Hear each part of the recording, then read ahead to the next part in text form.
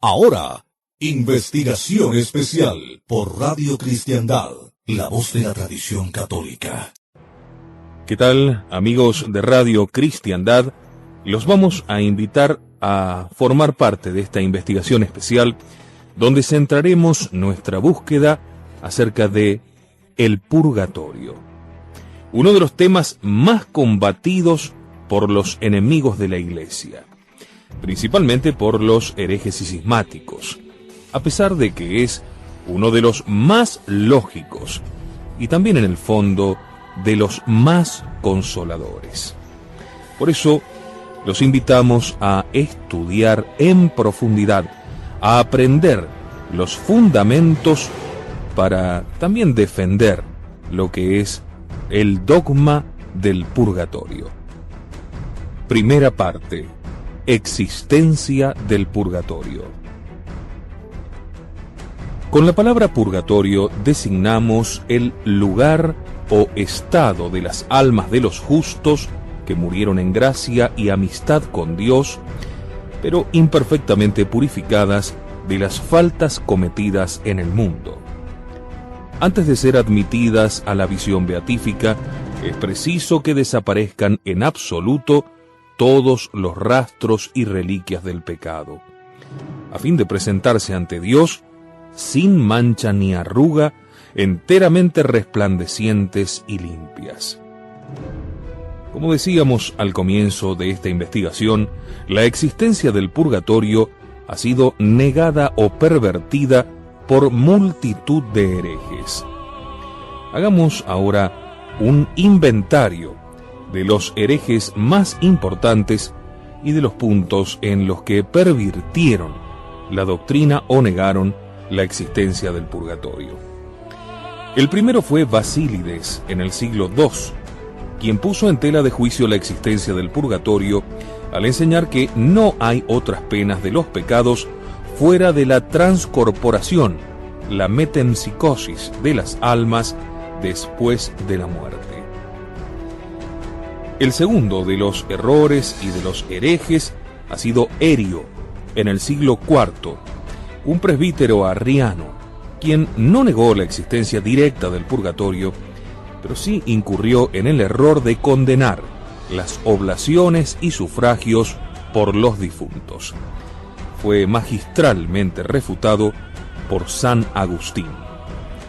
En tercer lugar encontramos los flagelantes albigenses, cátaros, valdenses y demás sectas afines de los siglos XII y XIII. Enseñaron la peregrina doctrina de que las almas que vivían en el cielo fueron seducidas por un dios malo y descendieron a la tierra tomando un cuerpo mortal, donde han de permanecer hasta que enteramente purificadas puedan volver al cielo. En cuarto lugar ubicamos a los protestantes del siglo XVI. Fueron estos y son los mayores enemigos del purgatorio. Analicemos entonces la doctrina de sus principales representantes. El primero que debemos nombrar es Martín Lutero. Evolucionó poco a poco hasta llegar a la negación total del purgatorio. Al principio, en su tesis del 31 de octubre de 1517, combatió las indulgencias, pero admitiendo la existencia del purgatorio. 2 años más tarde, en 1519, tenía aún por cierta la existencia del purgatorio, como consta en la apología publicada en alemán en respuesta a Silvestre Prierias y a Juan Eck. Pero su doctrina de la justificación por la fe y de la inutilidad de las obras buenas le llevaron lógicamente a negar el purgatorio. Porque si lo único que salva es la fe en Jesucristo, sin que se requieran las buenas obras que serían del todo inútiles para expiar nuestros pecados, síguese que el que tenga esa fe se salvará sin purgatorio, y el que no la tenga se condenará al infierno por muchas buenas obras que practicase. Sin embargo, la negación total del purgatorio no se produjo en Lutero hasta más tarde. ¿Acaso para no chocar con el sentir del pueblo cristiano, que tiene tan metida en el alma la necesidad de rogar por sus queridos difuntos? Y así empezó negando el valor de las indulgencias en orden a satisfacer por nuestros pecados. Luego dijo que la existencia del purgatorio no podía probarse por ningún texto canónico de la Sagrada Escritura. Luego dijo que no todas las almas del purgatorio están seguras de su salvación, ni que pueda probarse que no pueden seguir mereciendo y aumentando su caridad. También dijo Lutero que las almas del purgatorio pecan sin interrupción mientras intenten evitar el sufrimiento para hallar el descanso, y que, si algunas fuesen liberadas por los sufragios de los vivos, serían en el cielo menos bienaventuradas que si hubiesen expiado por sí mismas sus propias culpas. Estas proposiciones, que marcan los jalones de la evolución del pensamiento de Lutero, o más bien involución en torno al purgatorio, culminaron en 1524, cuando publicó su libro De Abroganda Missa, sobre la abrogación de la misa, donde afirma sin rebozo que no es un error la negación de la existencia del purgatorio. Ya nos encontramos en el año 1530, donde lo niega abiertamente en su tratado llamado Retractationem Purgatorii. Y en 1537 corona toda su rabia y su furor contra el dogma del purgatorio al escribir en los famosos artículos de Esmalcalda que el purgatorio y todas las solemnidades que se relacionan con él no son más que una máscara del demonio.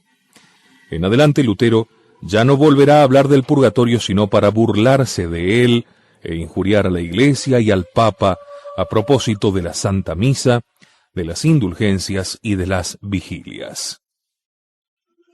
El segundo de los protestantes que vamos a mencionar es Melanchthon, quien no negó expresamente el purgatorio, pero pervirtió completamente la doctrina católica sobre él. En la llamada Confesión de Augsburgo, omite por completo esta cuestión, pero en la defensa la aborda repetidas veces, enseñando que las penas debidas por los pecados escapan al poder de las llaves. Por lo mismo, nada de indulgencias o sufragios posibles. El sacrificio de la misa no puede ser aplicado a otro, aunque se puede rogar por él, afirmaba Melanchthon. La justificación se hace exclusivamente por la fe. Es hacer injuria a la reparación ofrecida por Cristo el suponer que se requiere todavía, él decía así, una satisfacción por parte nuestra. El tercero es Juan Calvino. Fue mucho más radical todavía que sus compañeros de rebelión en torno a la cuestión del purgatorio. No admite los miramientos ni las componendas de la Confesión de Augsburgo y ataca con furiosa vehemencia la doctrina católica sobre el purgatorio, construida, según dice, a base de blasfemias y de escándalos contra la satisfacción ofrecida por Cristo. Zwinglio insiste en las mismas ideas de Calvino. En sus tesis del año 1523, afirma que la Sagrada Escritura no habla para nada del purgatorio, y que aunque es lícito que el hombre implore la misericordia de Dios sobre los difuntos, pretender con ello fijar un tiempo o un provecho determinado, las indulgencias, dice, es cosa diabólica. En las llamadas tesis de Berna del año 1528, inspiradas en las ideas de Calvino, llega a afirmar Zwinglio que las vigilias, funerales, misas, trentenarios y aniversarios celebrados por los difuntos son completamente inútiles. Las confesiones de la Iglesia reformada.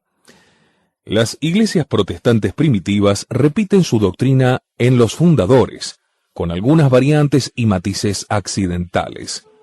Así, la Confesión Helvética Primitiva, 1532, en su artículo 26, la Galicana en su artículo 24, la de Erlau del año 1562 y la Anglicana en el artículo 22 de 1562. Los protestantes modernos se hallan divididos en la doctrina relativa al purgatorio, como en casi todas las demás cuestiones dogmáticas y morales, de suerte que lo que afirman unas sectas lo niegan rotundamente otras. En general debemos decir que hay una tendencia acentuada, sobre todo entre los protestantes más liberales, a admitir algo así como una especie de purgatorio, aunque rechazando por inercia la palabra misma. En este, las almas se purificarían por sus propios actos, sin que puedan apresurarles la salida ninguna suerte de sufragios. Sin embargo, no tienen inconveniente en rezar por los muertos, con lo que incurren en una verdadera contradicción. Es curioso finalmente que muchas de esas sectas protestantes que rechazan indignadas la existencia del purgatorio, enseñan por otra parte que las penas del infierno no son eternas, sino temporales, con lo cual, como ya les echaba en cara con fina ironía José de Maistre, después de haberse rebelado contra nosotros por no admitir el purgatorio, ahora vuelven a rebelarse por no admitir más que el purgatorio. Veamos ahora cuál es la doctrina católica. Contra todas estas herejías y errores que refutaremos más adelante al ir resolviendo las objeciones que vamos a ir planteando, vamos a establecer la doctrina católica apostólica romana en forma de conclusiones. La primera conclusión: existe el purgatorio, es decir, un estado en el que las almas de los que murieron en gracia de Dios con el reato de alguna pena temporal debida por sus pecados, se purifican enteramente antes de entrar en el cielo. Esto es un dogma de fe divina expresamente definida por la Iglesia. Oigamos en primer lugar las principales enseñanzas y declaraciones dogmáticas de la Iglesia. El Concilio II de Lyon, en el año 1274, dice: creemos que los que verdaderamente arrepentidos murieron en caridad antes de haber satisfecho con frutos dignos de penitencia por sus comisiones y omisiones, sus almas son purificadas después de la muerte con penas purgatorias. Esto aparece en el Denzinger 464. También dentro del magisterio de la Iglesia encontramos la declaración del Papa Benedicto XII. Es del año 1336 y aparece en el Denzinger 530.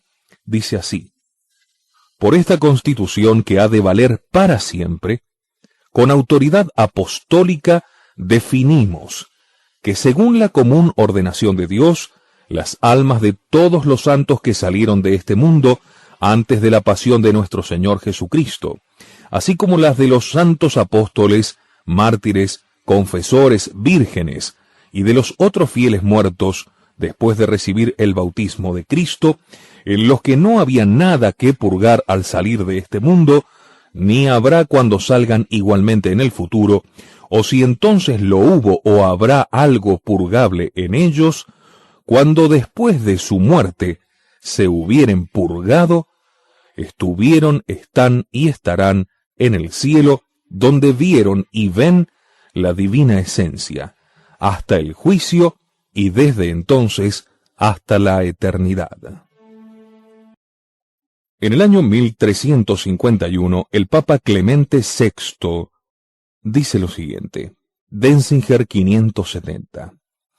Preguntamos si has creído y crees que existe el purgatorio, al que descienden las almas de los que mueren en gracia, pero no han satisfecho sus pecados por una penitencia completa. También el Santo Concilio de Florencia en el año 1439 dice lo siguiente: en el nombre de la Santísima Trinidad, del Padre y del Hijo y del Espíritu Santo, con aprobación de este Concilio Universal de Florencia, definimos que por todos los cristianos sea creída y recibida esta verdad de fe, y así todos profesen que, si los verdaderos penitentes salieron de este mundo antes de haber satisfecho con frutos dignos de penitencia por lo cometido y omitido, sus almas son purificadas con penas purificadoras después de la muerte. Denzinger, 691.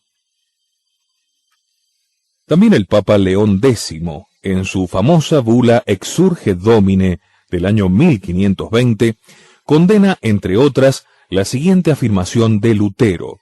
Denzinger, 777. Proposición condenada. El purgatorio no puede probarse por escritura sagrada que esté en el canon. También el Santo Concilio de Trento en el año 1534, en la sesión sexta sobre la justificación, definió expresamente la existencia del purgatorio en el siguiente canon contra los errores protestantes. Denzinger, 840. Si alguno dijere que después de recibida la gracia de la justificación, de tal manera se le perdona la culpa y se le borra el reato de la pena eterna, o cualquier pecador arrepentido, que no queda reato alguno de pena temporal que haya de pagarse, o en este mundo o en el otro, en el purgatorio, antes de que pueda abrirse la entrada en el reino de los cielos, sea anatema. Más adelante, en la sesión 25 del 3 y 4 de diciembre de 1563, el Santo Concilio de Trento promulgó el siguiente decreto sobre el purgatorio. Denzinger, 983.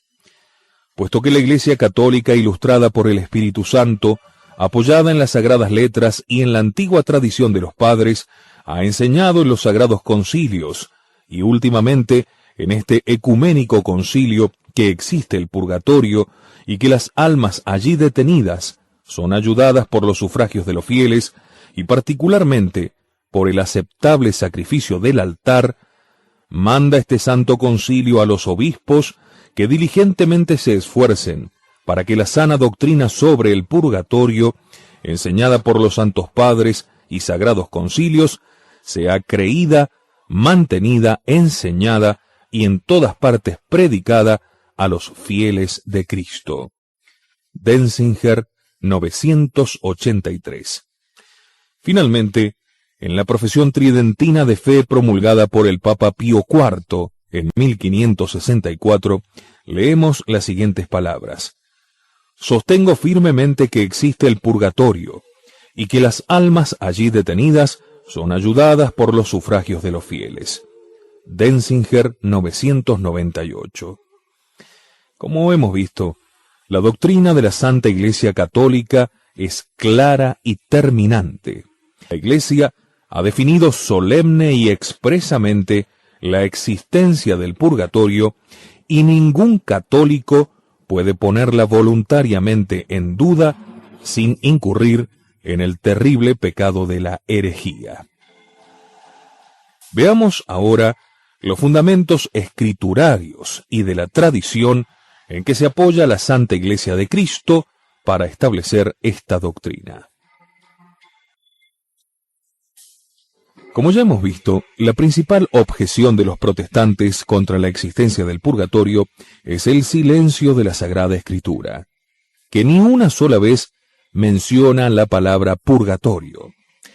Olvidan que una cosa es la palabra y otra muy distinta la realidad significada por ella. La doctrina del purgatorio se encuentra claramente expresada en la Sagrada Escritura, aunque falte la expresión material que se adoptó tiempo más tarde para designar el lugar o estado de las purificaciones ultraterrenas. Vamos a examinar los principales lugares bíblicos donde se enseña o insinúa con suficiente claridad la doctrina sobre el purgatorio.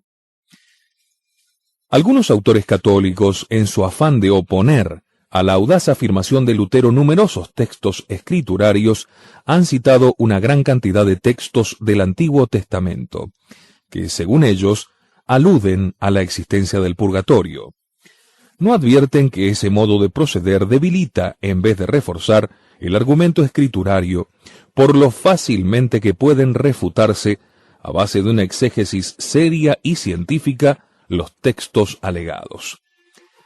Es preciso reconocer que en la mayor parte de los textos del Antiguo Testamento, que podrían aludir de algún modo a la doctrina del purgatorio, no hay más que afirmaciones generales, imprecisas y confusas, que no pueden servir de base para una argumentación propia y verdaderamente teológica. El único lugar del Antiguo Testamento que ofrece una seria garantía en torno a la existencia del purgatorio es el clásico y tradicional del segundo libro de los Macabeos. Es tan claro que el mismo Lutero, dándose perfecta cuenta de que con él se venía abajo su rotunda negación de que la Biblia hable del purgatorio, soslayó la dificultad insuperable y entonces le negó el carácter canónico al libro tan famoso. No advierte que aparte de lo gratuito e infundado de su afirmación, ya que todos los ejemplares griegos, latinos y siríacos, tanto impresos como manuscritos, traen uniformemente el famoso texto, lo mismo que la Vulgata, y los antiguos padres le han conocido y citado sin ninguna duda ni variación. Todavía, negada su canonicidad, sería un testimonio histórico de primer orden para probar la fe del pueblo israelita acerca de las purificaciones de ultratumba. He aquí el famoso episodio relatado en el libro segundo de los Macabeos.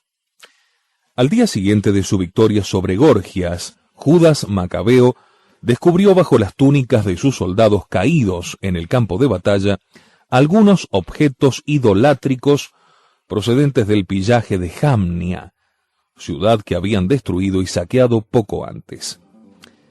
Estos objetos, según la ley judía, eran esencialmente impuros, por haber sido consagrados a los ídolos. Los soldados caídos habían cometido por consiguiente un pecado al haberles retenido junto a sí.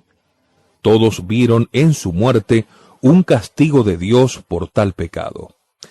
Entonces, Segunda Macabeos 12, 41-46. Todos bendijeron al Señor justo juez, que descubre las cosas ocultas. Volvieron a la oración, rogando que el pecado cometido les fuese totalmente perdonado.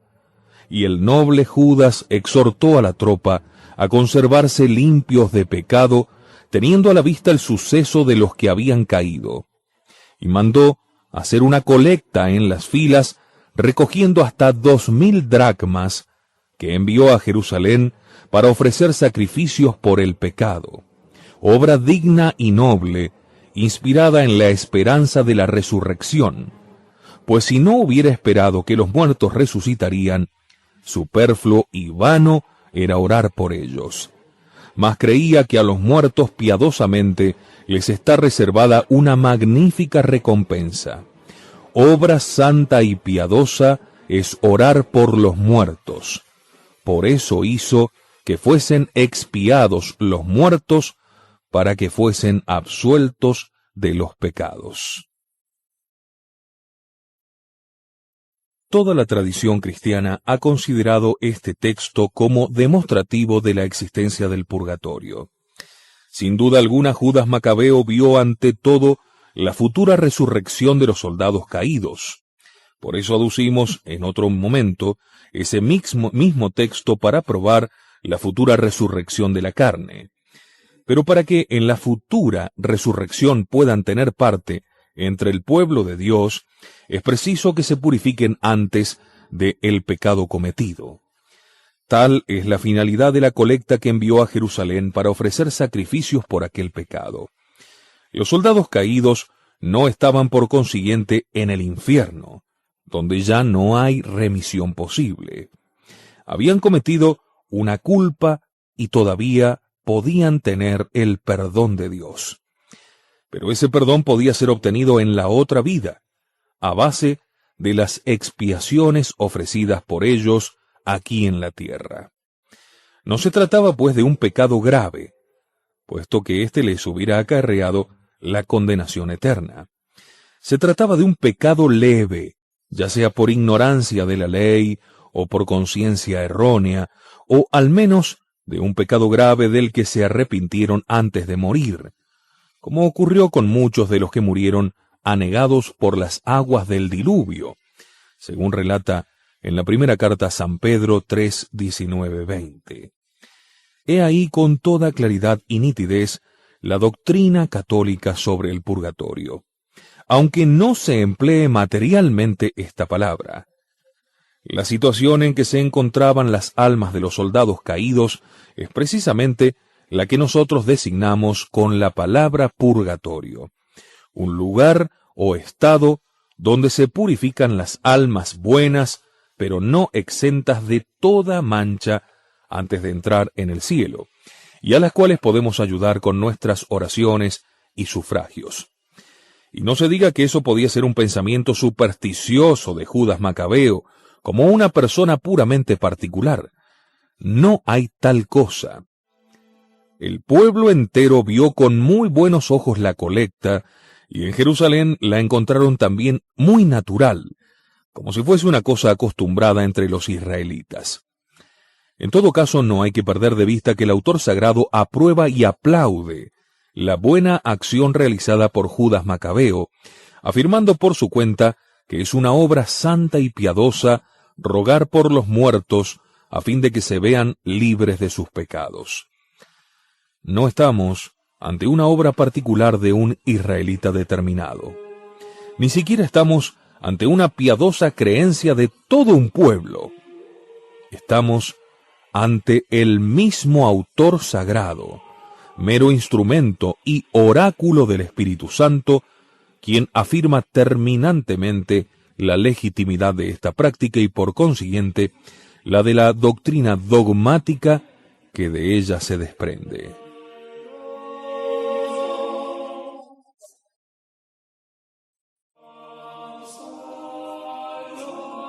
Al regresar de la pausa nos insertaremos en la demostración escrituraria en el Nuevo Testamento y también en la tradición de la Iglesia.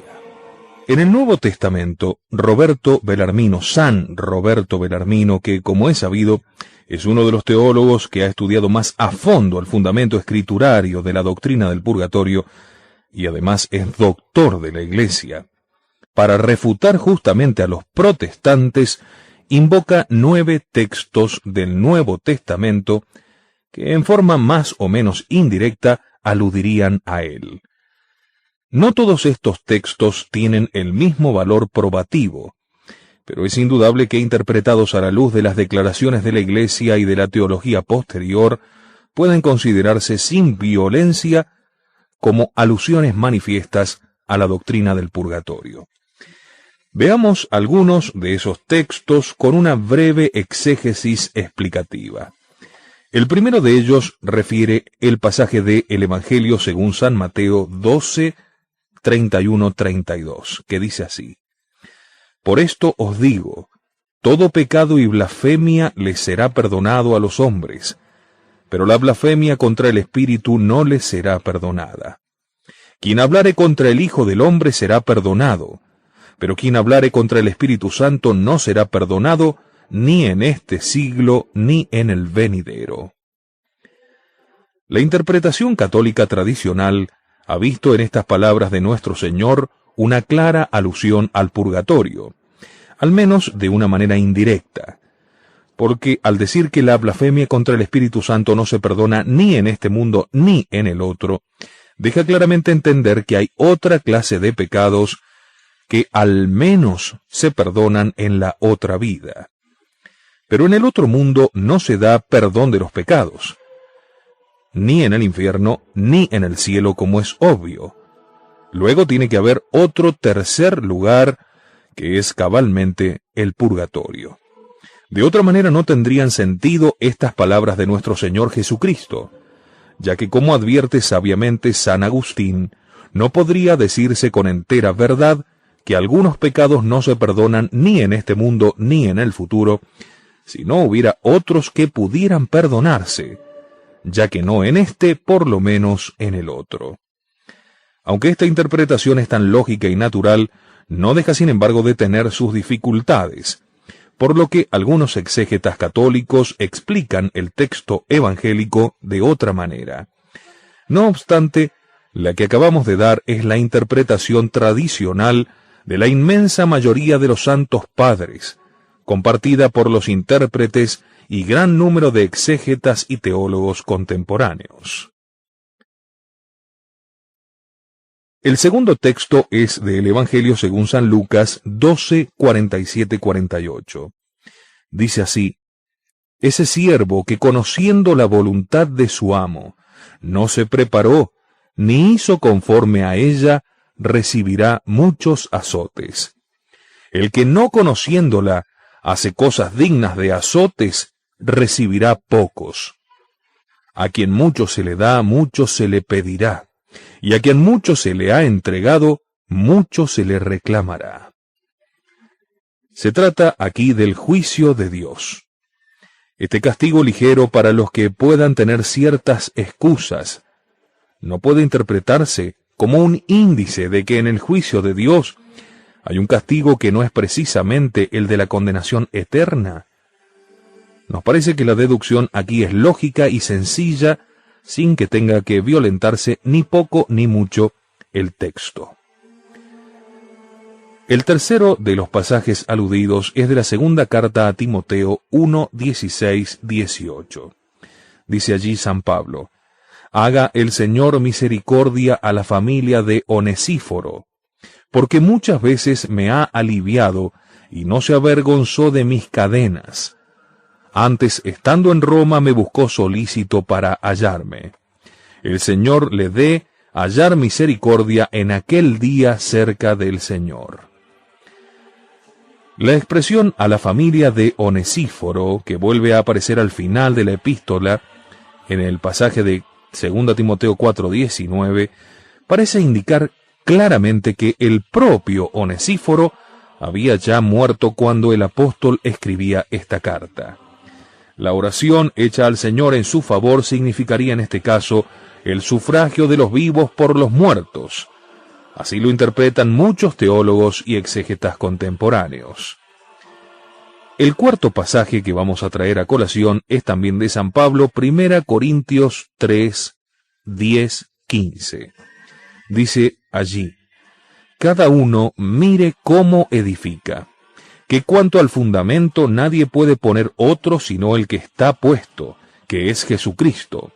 Si sobre este fundamento uno edifica oro, plata, piedras preciosas o maderas, heno, paja, su obra quedará de manifiesto, pues en su día el fuego lo revelará y probará cuál fue la obra de cada uno.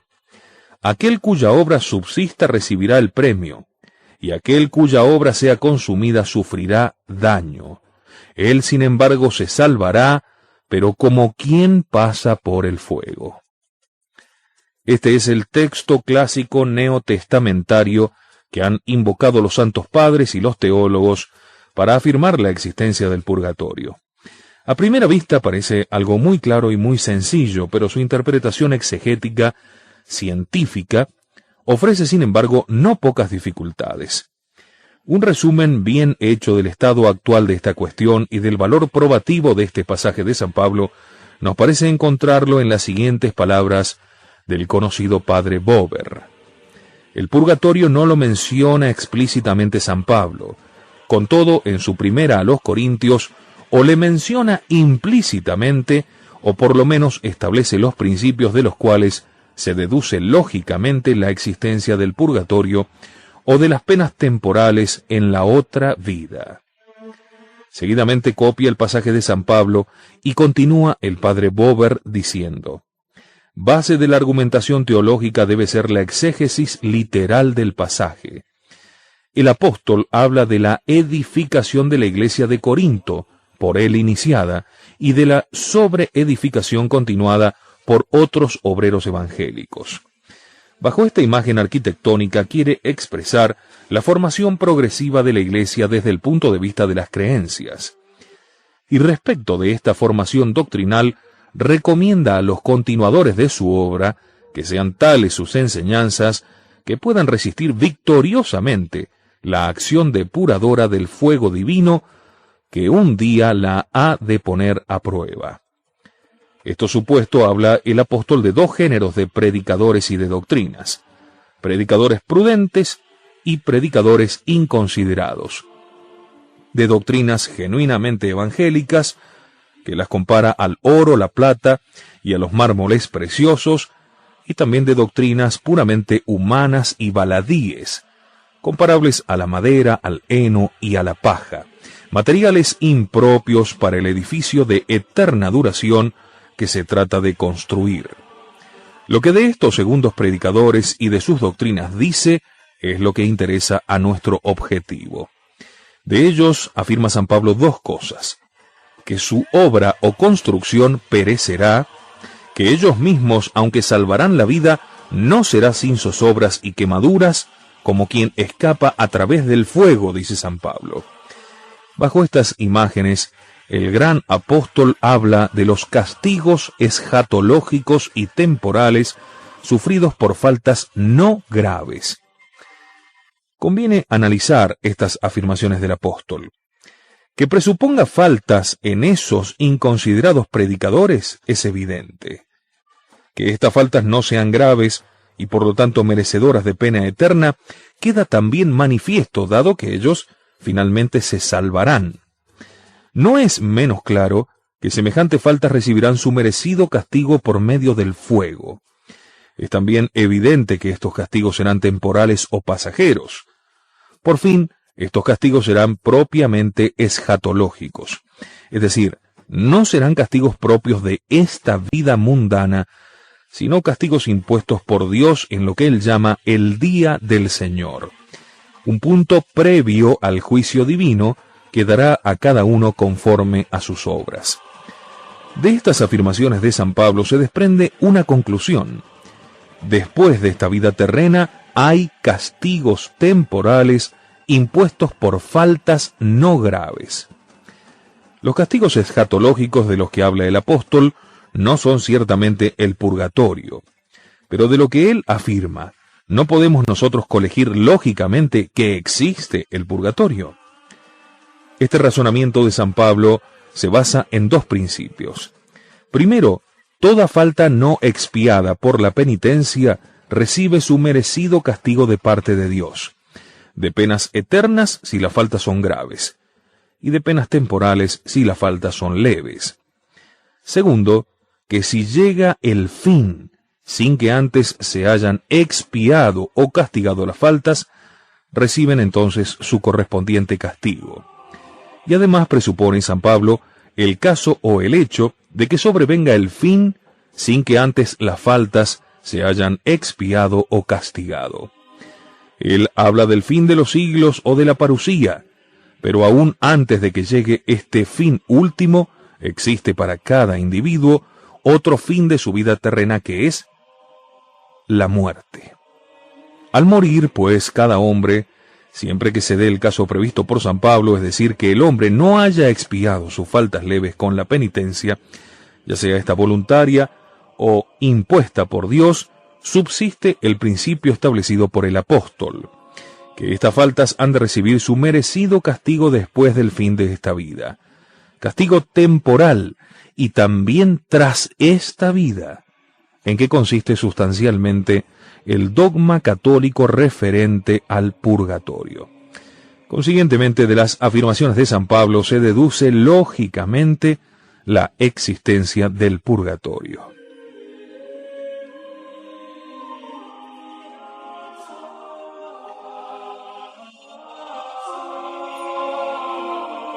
Si la prueba escriturística de la existencia del purgatorio ofrece, como acabamos de ver, sus dificultades, la demostración de esa existencia por vía de la tradición es abrumadora y aplastante. La idea del purgatorio a base en los primeros siglos de la necesidad de rogar por los muertos, aparece clarísima y unánime, desde los tiempos primitivos en toda la tradición cristiana oriental y occidental. Son tantos y tan claros los testimonios, tan sorprendente la uniformidad absoluta entre todas las iglesias, que no puede explicarse humanamente sino por el común origen apostólico de esta creencia en las purificaciones de ultratumba. Los mismos historiadores protestantes no se han atrevido a negar la realidad abrumadora de esta tradición. El mismo Calvino se dio cuenta de la importancia gravísima de este hecho y escribió tratando de desvirtuarlo las siguientes palabras. Hace ya 1300 años, dice, se ha introducido la costumbre de orar por los difuntos. Todos los antiguos se han dejado arrastrar al error. Yo creo que se han guiado por un sentimiento humano y en esto no debemos imitarlo. Palabras de este hereje impío Calvino. No podemos detenernos aquí, dada la índole y la extensión de esta investigación especial, en la recopilación de los innumerables testimonios de los santos padres. Tan solo por vía de ejemplo vamos a citar 6 de estos textos de las grandes figuras patrísticas que no hacen sino expresar con exactitud y claridad el pensamiento unánime de todos los demás. Es la Iglesia entera de nuestro Señor Jesucristo la que habla por boca de estos insignes representantes a través justamente de la sagrada tradición. Tertuliano dice, en el día aniversario hacemos oblaciones por los difuntos. Y también dice, hasta el más pequeño delito tendrá que expiar el alma antes de resucitar, sin que esto obste a la plenitud de la resurrección gloriosa con el cuerpo. También San Ambrosio de Milán dice, más que llorar, es necesario ayudarla con oraciones. No la entristezcas con tus lágrimas, sino encomienda más bien a Dios con oblaciones su alma. San Agustín nos dice, durante el tiempo que media entre la muerte del hombre y la final resurrección, las almas quedan retenidas en lugares recónditos, según es digna cada una de reposo o de castigo, conforme a lo que hubiere merecido cuando vivía en la carne. Y no se puede negar que las almas de los difuntos reciben alivio por la piedad de sus parientes vivos, cuando por ellas se ofrece el sacrificio del mediador, o cuando se hacen limosnas en la iglesia. También San Cesareo de Arlé dice así, porque si no damos gracias a Dios en la tribulación, ni procuramos redimir los pecados con buenas obras, seremos retenidos en aquel fuego purificador, hasta que todos los pecados leves, a modo de madera, heno, paja, queden consumidos. Pero algunos dicen, no me importa el tiempo que me detenga con tal de llegar al fin a la vida eterna. Que nadie diga eso, hermanos, porque aquel fuego purificador será más tremendo que cualquier penalidad que se pueda pensar o ver o sentir en este mundo. Palabras de San Cesáreo de Arlé. También San Juan Crisóstomo dice, pensemos en procurarles algún alivio del modo que podamos. ¿Cómo? Haciendo oración por ellos y pidiendo a otros que también oren y dando limosnas, porque no sin razón fueron establecidas por los apóstoles mismos estas leyes. Digo, el que en medio de los venerandos misterios se haga memoria de los que murieron. Bien sabían ellos que de esto sacan los difuntos grande provecho y utilidad. Pero ¿cómo no aplacaremos a Dios orando por ellos en aquel solemne momento cuando todo el pueblo está con las manos levantadas al cielo, junto con todo el clero, el sacerdocio todo, y está delante aquella soberana víctima que infunde pavor? Finalmente, San Isidoro de Sevilla. Ofrecer el sacrificio por el descanso de los difuntos, rogar por ellos, es una costumbre observada en el mundo entero. Por esto creemos que se trata de una costumbre enseñada por los mismos apóstoles.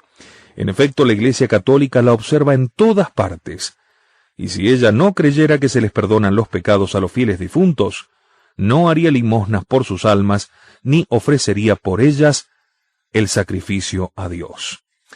Los textos podrían multiplicarse indefinidamente. A través de ellos aparece clarísima la fe de la Iglesia en las purificaciones de ultratumba.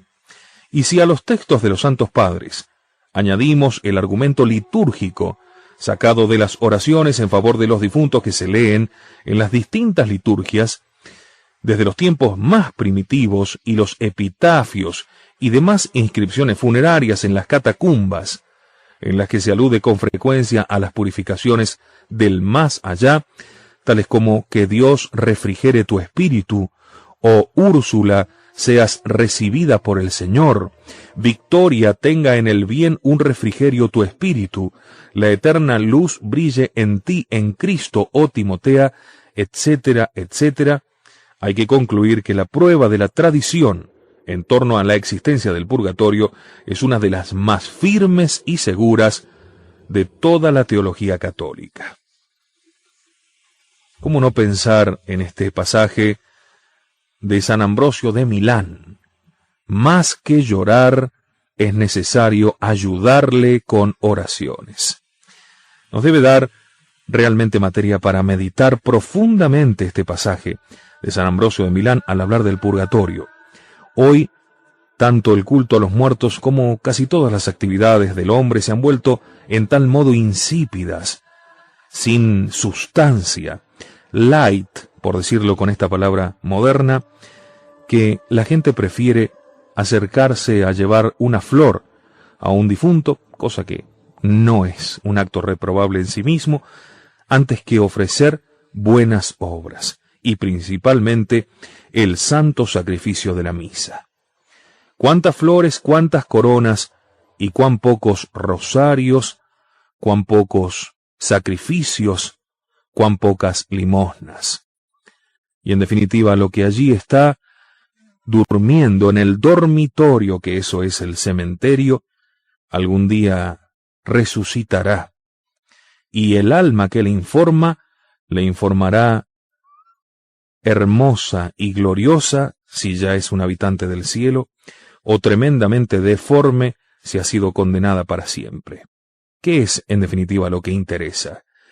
El cuerpo que allí se ha corrompido, del que ya no se encuentra ni siquiera quizás la forma humana, o el alma, que se encuentra en una mansión ya definitiva, o en las vías de llegar a ella a través de la purgación en este lugar que venimos describiendo.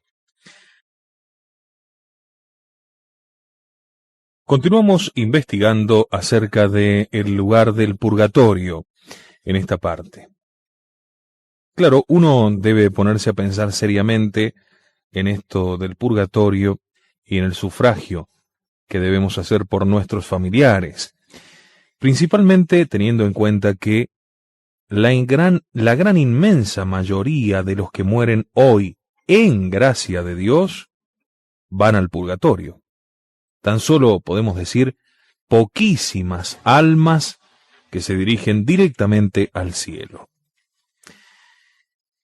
Las almas separadas no necesitan de por sí un lugar determinado, ya que, a diferencia de los cuerpos, no ocupan ningún lugar circunscriptivo. Y aunque es cierto que después de la resurrección de la carne, los cuerpos resucitados ocuparán forzosamente algún lugar, con lo que debemos decir que hay que atribuir al cielo y al infierno un lugar determinado, sobre todo porque allí están los cuerpos de nuestro Señor y también de su Madre Santísima. Esto no afecta para nada al purgatorio, ya que después del juicio final habrá dejado de existir. El dogma del purgatorio puede pues salvarse perfectamente admitiendo un estado purificador del alma sin referirlo a un lugar determinado. Sin embargo, como hemos ya explicado en otro momento, la sagrada tradición ha concebido el purgatorio como un lugar determinado, como una especie de prisión, donde las almas quedarían en cierto modo encadenadas, por la justicia vindicativa de Dios. Según el propio cardenal Villot, la existencia de ese lugar responde a un sentimiento de los padres y de los teólogos del que nadie puede apartarse sin gran temeridad. Con todo, es preciso advertir que esta cuestión del lugar no pertenece en modo alguno al depósito de la fe católica, aunque no faltan teólogos que pretenden apoyar este dato en la misma revelación. Santo Tomás de Aquino expone el pensamiento tradicional con mucha reserva y modestia, advirtiendo expresamente que no se trata de una verdad de fe ni algo plenamente demostrado por la razón teológica. He aquí sus propias palabras. La Sagrada Escritura nada nos dice sobre el lugar donde está situado el purgatorio, y sobre este punto la razón está desprovista de argumentos decisivos. Sin embargo, es probable y está más conforme a las declaraciones de los padres y a muchas revelaciones particulares que el lugar del purgatorio es doble. Según la ley común, es un lugar inferior, contiguo al infierno, de tal suerte que un mismo fuego atormenta a los condenados y purifica a los justos. Pero los condenados están situados en una parte inferior, como corresponde a su situación moral. Por disposición particular de la divina providencia, algunos difuntos pasan su purgatorio en diversos y determinados lugares, ya sea para instrucción de los vivos, ya para obtener de ellos los sufragios de la Iglesia para que alivien sus tormentos. Algunos creen que la ley común y general es que el lugar donde el hombre pecó sea el de su propio purgatorio. Pero esto no parece probable, ya que entonces tendría que recorrer sucesivamente todos los lugares donde pecó y no podría ser purificado de todos sus pecados a la vez. Otros pretenden que, según la ley común, el purgatorio está colocado por encima de nosotros, es decir, entre el cielo y la tierra, como corresponde al estado de esas almas colocadas a mitad de camino entre la tierra y el cielo. Este argumento nada prueba, porque los habitantes del purgatorio no son castigados por lo que tienen de superior a nosotros, sino por lo que hay en ellos de inferior, es decir, por el pecado. En resumen, nada se sabe con certeza sobre este particular. A título de curiosidad y sin que nosotros compartamos por entero su opinión, vamos a recoger las palabras de un teólogo contemporáneo para que usted que nos está escuchando vea hasta dónde se puede llegar dentro de lo ortodoxo católico.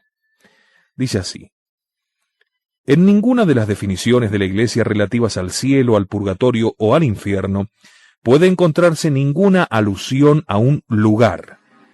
La enseñanza oficial de la Iglesia afecta más bien al estado de las almas separadas con relación a su fin sobrenatural, o la posesión de este fin por la visión beatífica, y este es el estado glorioso del cielo, o la aversión total y definitiva de Dios, y este es el estado de condenación en el infierno, o el retraso de la entrada en el cielo como consecuencia de una purificación todavía necesaria, y este es el purgatorio. Una vez establecido este principio, creemos que para salvaguardar lo esencial del sentimiento de los padres y teólogos, del que nadie puede apartarse sin gran temeridad, no se impone en modo alguno una exégesis material, por así decirlo, de los textos escriturísticos y conciliares. Sabido es la parte considerable de simbolismo que se encuentra bajo expresiones que parecerían justificar la realidad de los receptáculos. Las partes inferiores de la tierra son concebidas en relación con la pena de los que, condenados para toda la eternidad o alejados temporalmente de Dios, no pueden menos que permanecer alejados del cielo.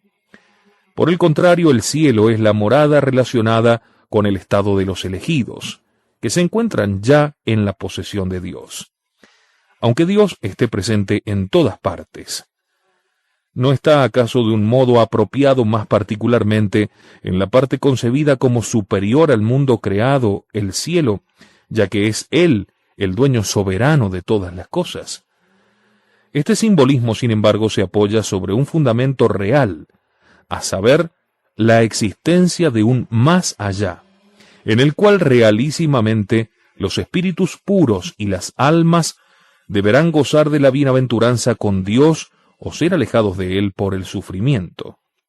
Y este fundamento muestra bien claro que no se trata aquí de una cuestión de puro simbolismo, sino de una analogía verdadera. En definitiva, es la gran ley teológica de la analogía, la que conviene aplicar en nuestra concepción de las localizaciones de la vida futura. Estas no podrían ser concebidas de una manera unívoca a las de esta vida. En esta vida toda localización supone seres corporales. Unos son contenidos en otros por la yuxtaposición de sus superficies respectivas. Los límites superficiales del continente forman así el lugar del contenido. Suprimid los cuerpos. Nada de lugar posible en el sentido filosófico de la palabra. Más aún, concebid un cuerpo sin continente. Este cuerpo, a pesar de ser material, no tiene propiamente hablando localización alguna. Santo Tomás admite esta posibilidad para el cuerpo glorioso de Cristo. Para llegar a formarnos un concepto unívoco de la localización de los habitantes del mundo del más allá, serían pues precisas dos cosas. Primero, que esos habitantes fuesen no solo espíritus, sino cuerpos. Y segundo, que su localización se hiciera necesariamente en los límites del mundo material. En cuanto al primer punto, aparte de nuestro Señor Jesucristo y de su Madre Santísima, los habitantes del más allá son todos puros espíritus, los ángeles, o hasta la resurrección general, almas separadas de sus cuerpos, asimilables por lo mismo a los espíritus puros.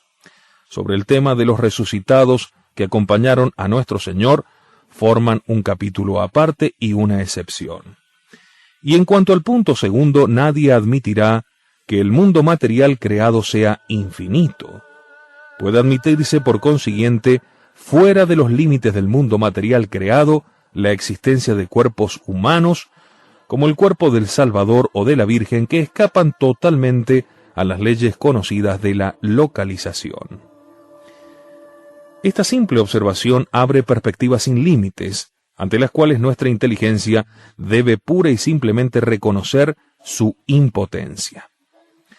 Por eso vamos a adentrarnos, y examinada ya la cuestión de su existencia, y lo que hay que pensar sobre su acotamiento o circunscripción a un determinado lugar, vamos a estudiar ahora la naturaleza íntima del purgatorio.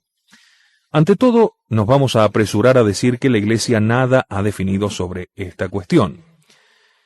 Pero es doctrina común, sólidamente fundada en los principios teológicos más firmes, que a semejanza del infierno, existe en el purgatorio una doble pena, que corresponde a los dos aspectos del pecado, la de daño, en este caso dilación de la gloria, en castigo de la aversión de Dios, y la de sentido, por el goce ilícito de las cosas creadas. Santo Tomás de Aquino escribe que en el purgatorio hay una doble pena, una de daño, en cuanto se les retrasa la visión de Dios, y otra de sentido, en cuanto son castigados con fuego corporal. Y son ambas tan intensas que la pena más mínima del purgatorio excede a la mayor pena de esta vida. Sin embargo, no pensemos que el purgatorio es como un infierno que tiene final. La diferencia entre esas penas y sus correspondientes en el infierno es sustancial y, por decirlo así, casi infinita. Vamos a precisarlo ahora cuando vamos estudiando separadamente cada una de ellas. La primera tiene que ver con la pena de dilación de la gloria. Ante todo, es preciso advertir que la expresión pena de daño, con que suele designarse a esta pena, es inadecuada para significar el retraso en la visión de Dios que experimentan las almas del purgatorio. Propiamente hablando, solo en el infierno se da una verdadera pena de daño, ya que ella es el castigo ultraterreno a la aversión actual de Dios, y esto no se da en las almas del purgatorio. El gran teólogo cardenal Cayetano prueba hermosamente que no hay en el purgatorio una verdadera pena de daño. Su razonamiento es el siguiente: en el purgatorio se expían únicamente los pecados veniales, perdonados o no antes de morir, y los pecados mortales ya perdonados antes de la muerte. Por otra parte, la pena de daño corresponde al pecado por la aversión a Dios realizada por el pecado al cometerlo, y la pena de sentido corresponde al goce ilícito de las cosas creadas. Por los pecados veniales no se debe a nadie pena de daño, ya que el hombre no se aparta por ellos de Dios como último fin, sino que tan solo se desvía un poco del recto camino, pero conservando su tendencia principal a Dios. Y a los pecados mortales ya perdonados tampoco les corresponde una pena de daño, ya que la aversión a Dios que hubo cuando fueron cometidos fue rectificada por el pecador al arrepentirse de ellos y volverse nuevamente a Él. Luego, en el purgatorio no se da verdadera pena de daño por ninguna clase de pecados.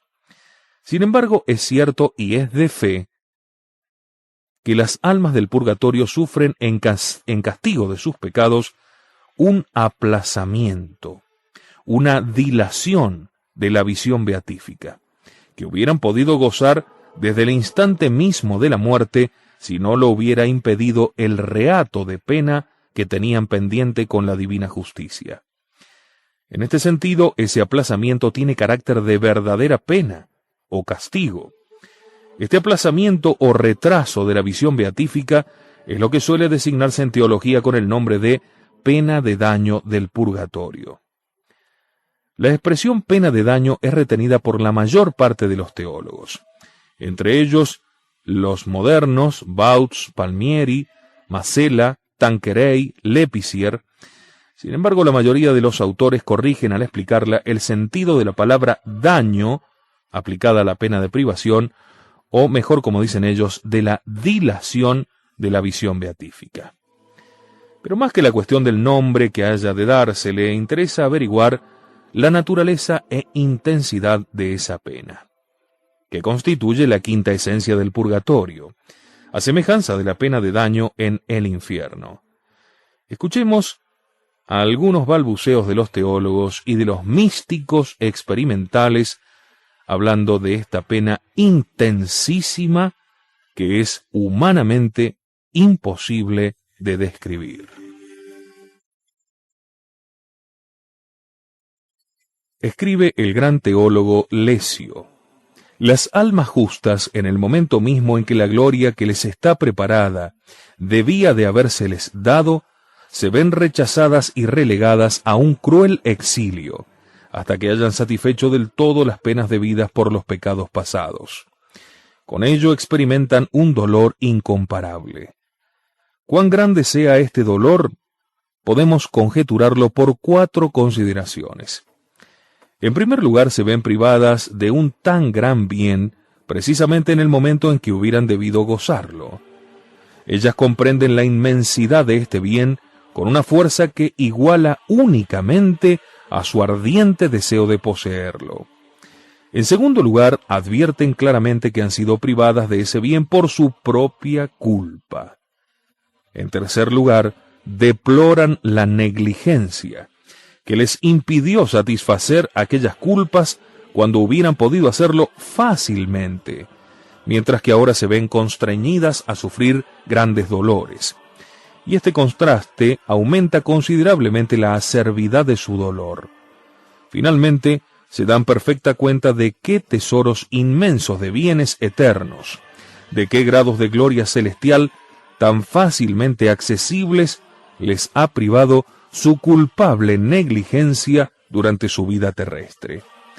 Y todo esto aprehendido con conciencia vivísima, excita en ellas un vehementísimo dolor, como acá en la tierra lo experimentamos también de algún modo en las cosas humanas, cuando se juntan y reúnen estas cuatro circunstancias.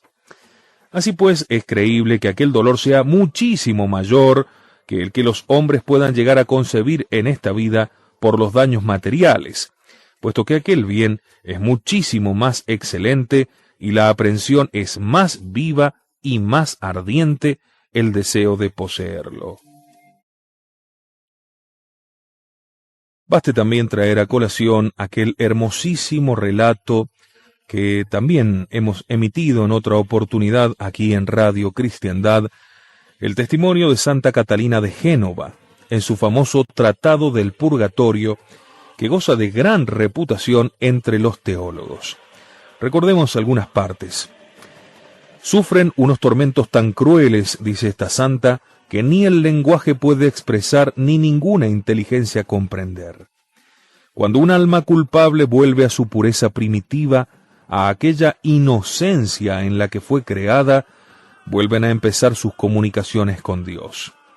Entonces aquel instinto beatífico que había perdido vuelve y se aumenta cada día, y el fuego del divino amor que la inflama la impele con tanta fuerza hacia su último fin, que todo impedimento que encuentre en su camino le es un tormento insoportable.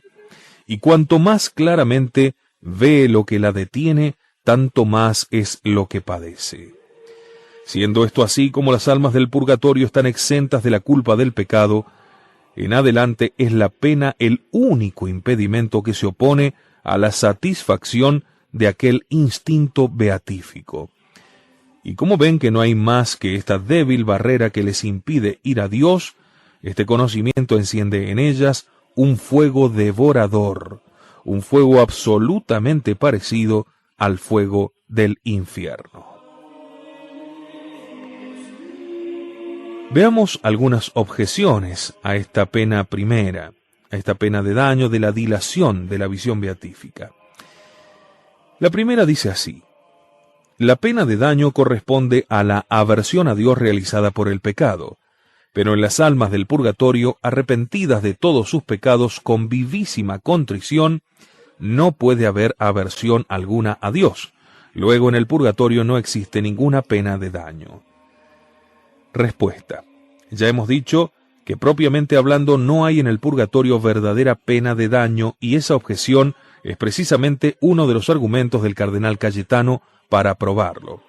Pero sin embargo, esto no impide que las almas del purgatorio tengan que sufrir en esa dilación de la visión beatífica un tormento espantoso, parecido en cierto modo a la pena de daño del infierno, aunque con grandes y radicales diferencias.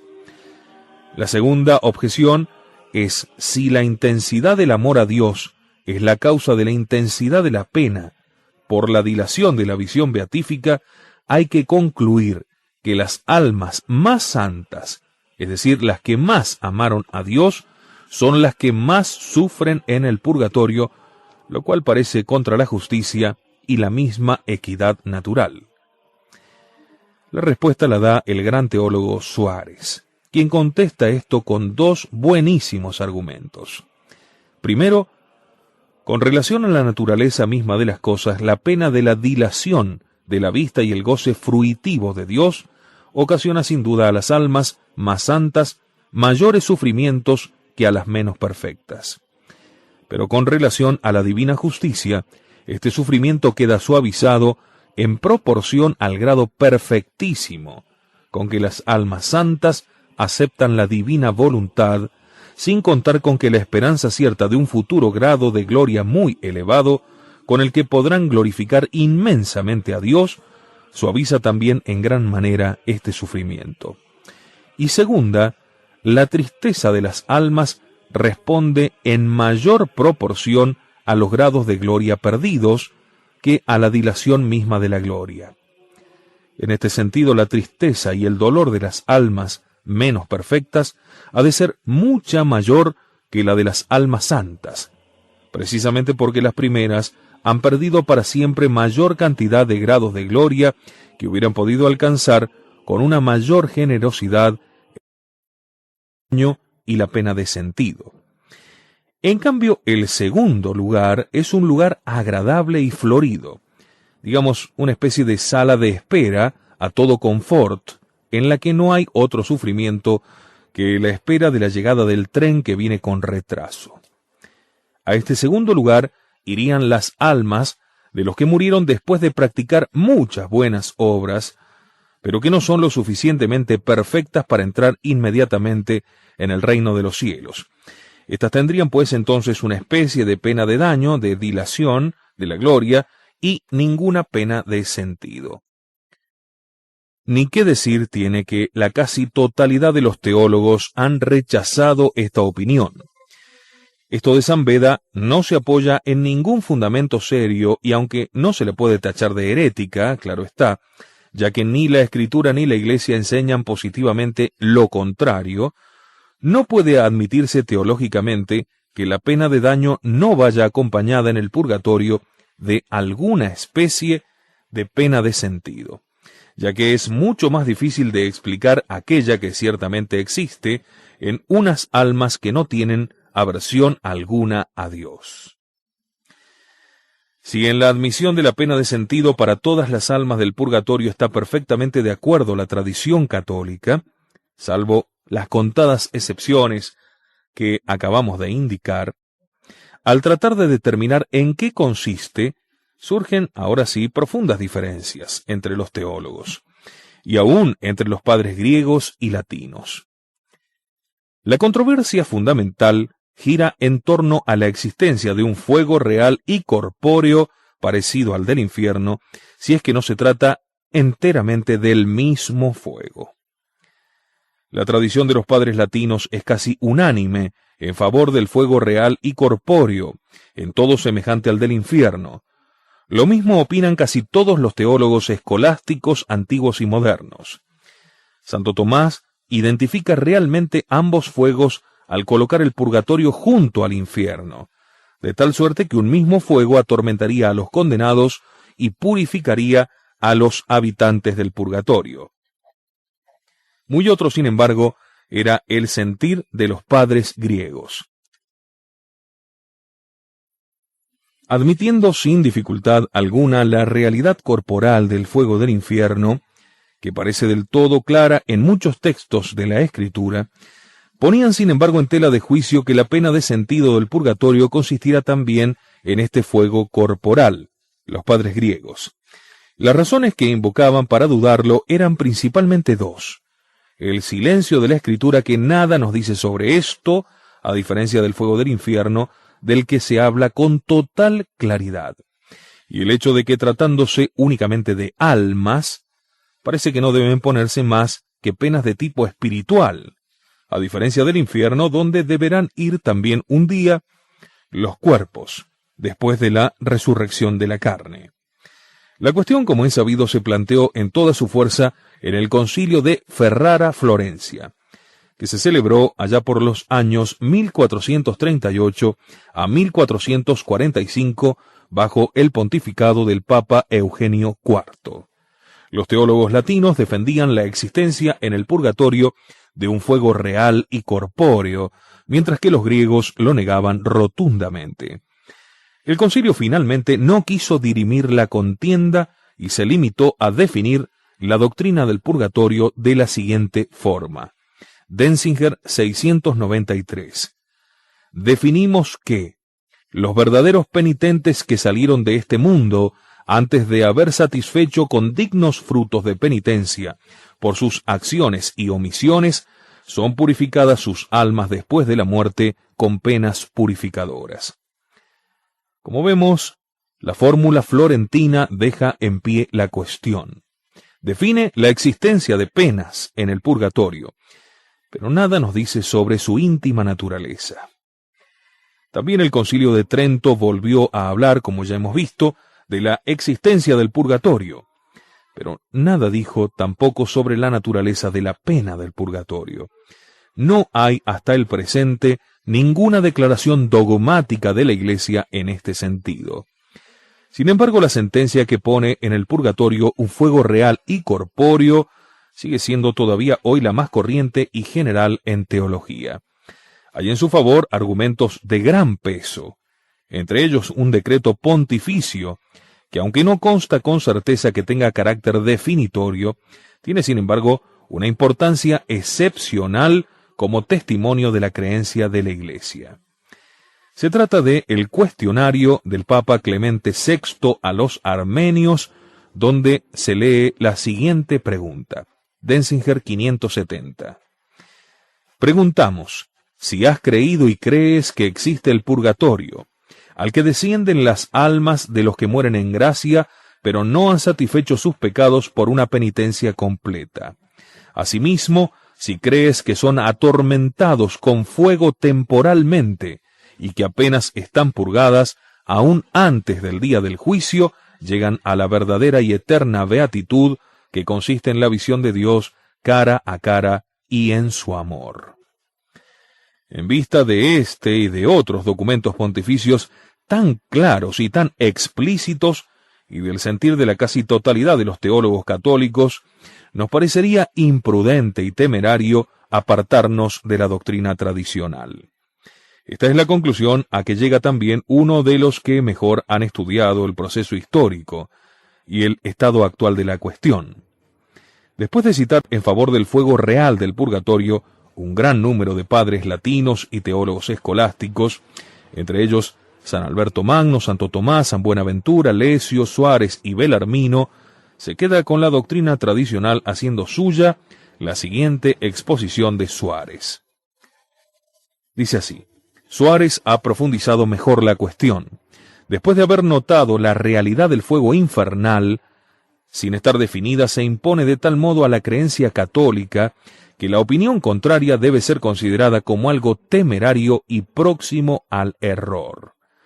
Este gran teólogo añade que todos los autores, hablando del fuego del purgatorio, emplean el mismo lenguaje que para describir el fuego del infierno. Por consiguiente, se trata, en su opinión, de un fuego corporal y verdadero. Queda únicamente por determinar cómo un fuego material y corpóreo puede atormentar a un alma espiritual.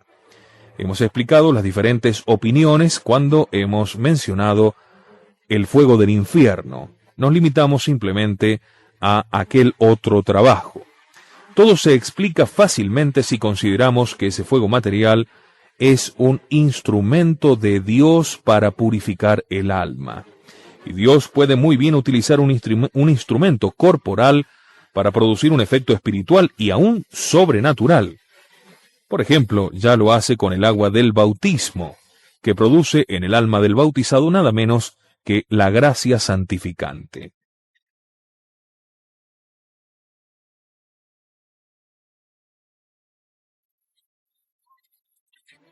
Otra de las preguntas que aparecen es si las almas del purgatorio son atormentadas por los mismos demonios. Interesante. Santo Tomás se plantea expresamente esta cuestión y contesta negativamente. Él lo dice así: así como después del juicio el eterno castigo de los condenados será el fuego encendido por la divina justicia, así es la misma justicia divina y sólo ella quien purifica a los elegidos al salir de este mundo. No se sirve del ministerio de los demonios que han sido vencidos por esas almas, ni del ministerio de los ángeles, que no afligirían tan vehementemente a aquellos que son sus conciudadanos. Es posible, sin embargo, que los ángeles conduzcan las almas al purgatorio, y cabe también que los mismos demonios estén de algún modo presentes, ya sea a la hora de su salida del cuerpo, para ver si tienen algún derecho que reclamar sobre ellas, ya después en el purgatorio para verlas sufrir y así saciar en parte su odio.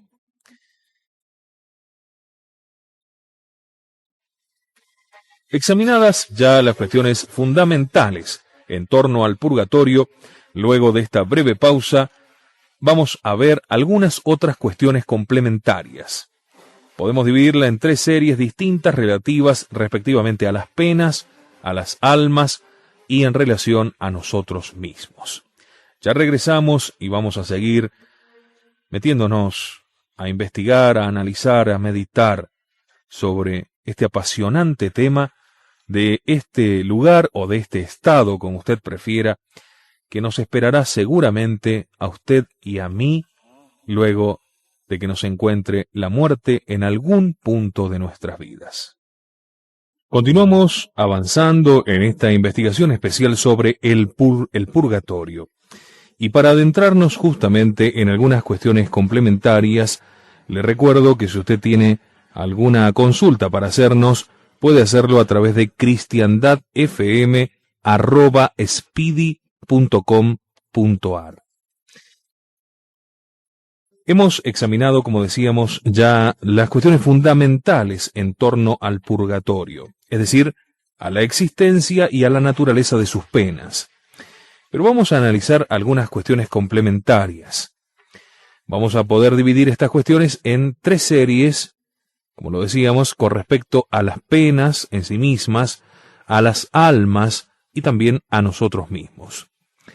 Con relación a las penas, son 4 las cuestiones principales que debemos examinar: la finalidad que tienen estas penas, la intensidad, la desigualdad y, finalmente, la duración. El objeto o finalidad de las penas del purgatorio no es otro que proporcionar al alma la limpieza total y la pureza perfectísima que se requiere para ser admitido a la visión beatífica. Cabe preguntar si la expiación purificadora se refiere únicamente a la pena debida por los pecados ya perdonados, o si se extiende también a la culpa de los veniales todavía no perdonados. Porque puede ocurrir, y ocurrirá sin duda con gran frecuencia, que alguno sea sorprendido por la muerte en estado de gracia, pero con algún pecado venial del que no se arrepintió antes de morir, y cuya culpa continúa, por consiguiente, en su alma separada. Examinemos, pues, por separado lo referente a la expiación de esas culpas veniales, a los rastros y reliquias que dejaron en el alma sus pecados ya perdonados, y finalmente al modo de extinguirse las penas por ellos debidas.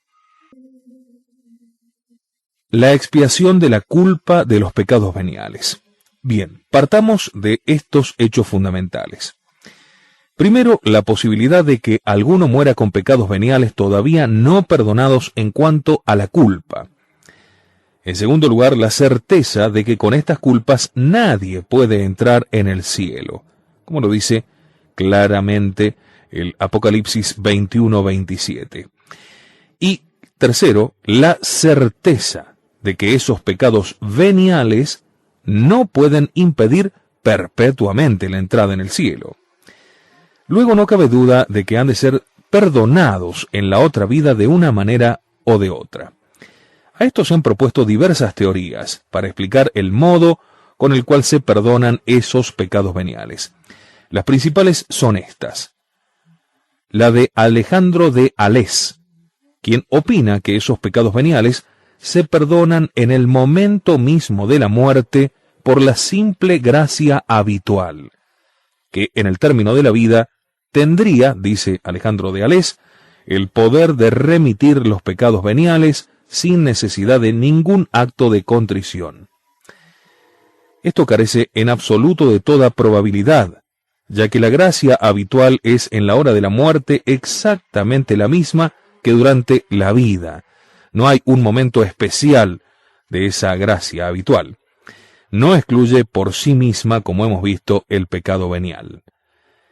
El segundo o la segunda proposición es la de Duns Scoto y otros teólogos, que creen que esos pecados veniales se le perdonan al alma en el momento mismo de separarse del cuerpo, en atención a los méritos contraídos durante la vida.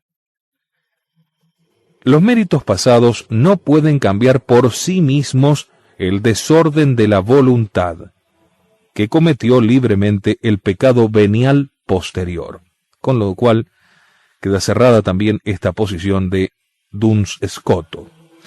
La tercera es la de Santo Tomás en su juventud, la de San Buenaventura y San Roberto Bellarmino y Smith entre los modernos, que admiten la posibilidad de que en el purgatorio pueda darse alguna especie de merecimiento, no con relación al premio esencial de la gracia y de la gloria, sino en orden a algún efecto accidental, como la remisión de la culpa venial.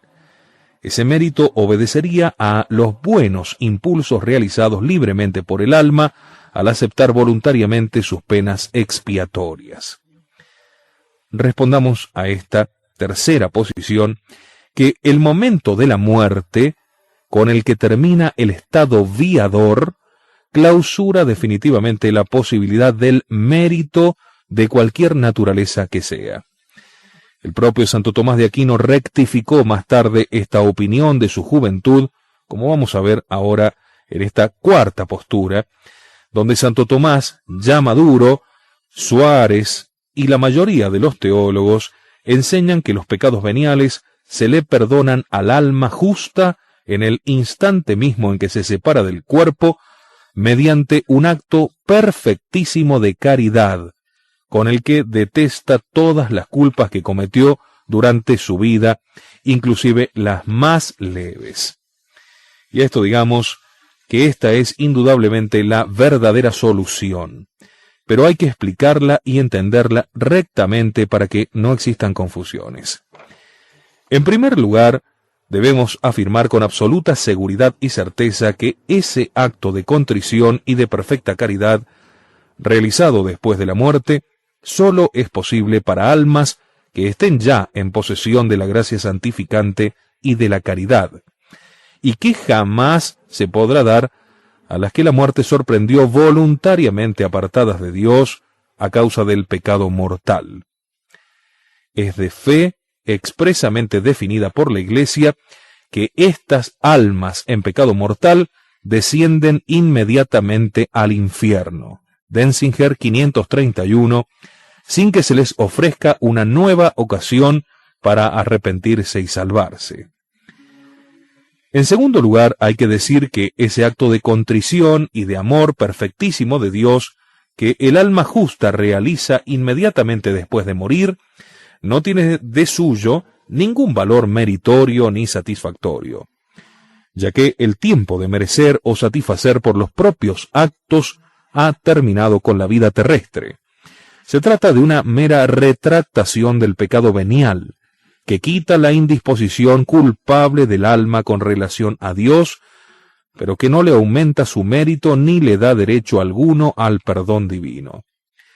En estas condiciones, habiendo desaparecido el obstáculo voluntario por parte del alma, la misericordia de Dios le perdona la culpa, ya sea condonándola gratuitamente, como dicen algunos teólogos, y es lo más probable, o en atención a los méritos pasados, como afirman otros, o como una consecuencia del derecho a la gloria del alma justa, como pretenden otros. Este perdón de Dios no disminuye en nada la pena temporal debida por los pecados veniales, a diferencia de los actos de arrepentimiento realizados en esta vida, que siempre quitan, además de la culpa, al menos parte de la pena debida por ellos. Escuchemos un poco más a Santo Tomás de Aquino explicando esta doctrina.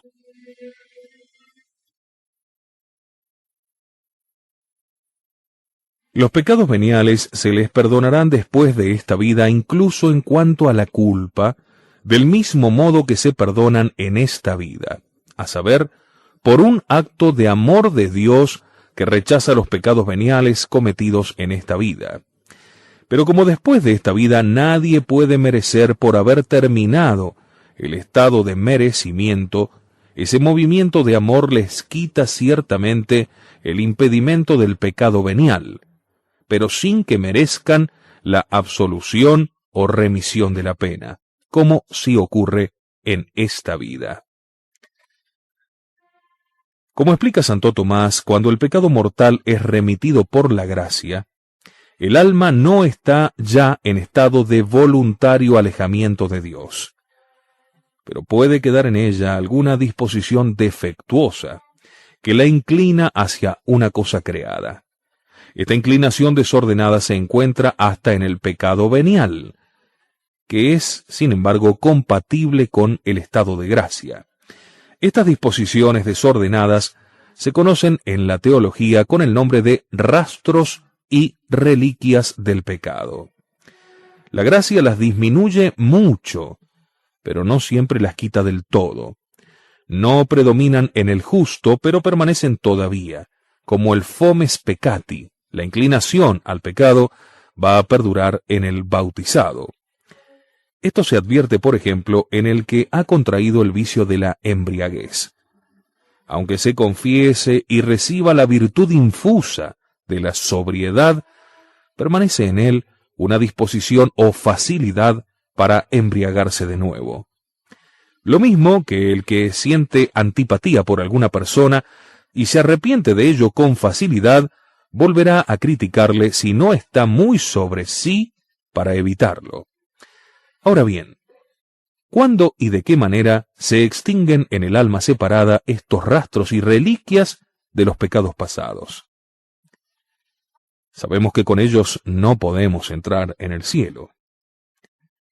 Aunque los teólogos no están unánimes en esta respuesta, nos parece que aciertan los que dicen que se le quitan al alma por aquel acto intensísimo de amor a Dios que realiza en el instante mismo en que se separa del cuerpo.